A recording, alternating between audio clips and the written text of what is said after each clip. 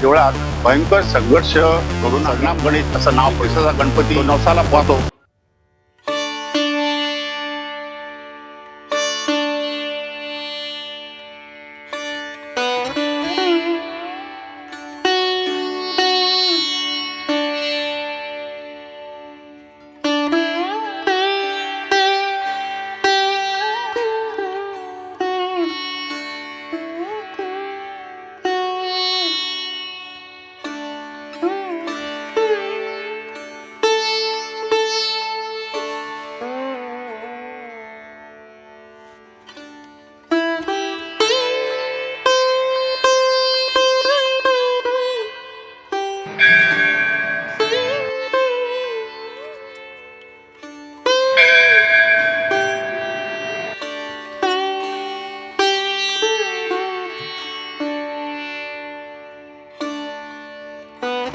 Somnath Naik, secretary of Ganeshpuri विश्वस्त मंडळ.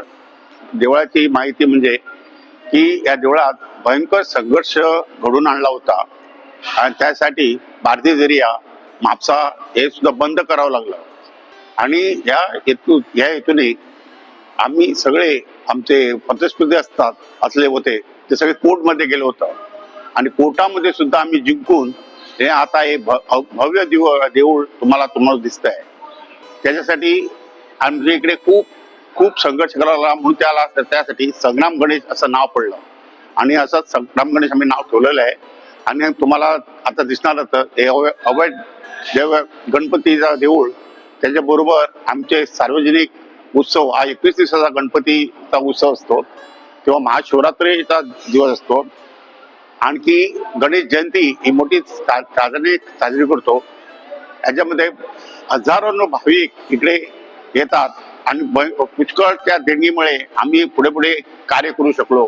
आता ह्याच वर्षी आम्ही नवीन आमच्या इमारतीचं बांधकाम सुरू केलेलं आहे आणि 6 महिन्यात आमचं बांधकाम कंप्लीट होणार आहे.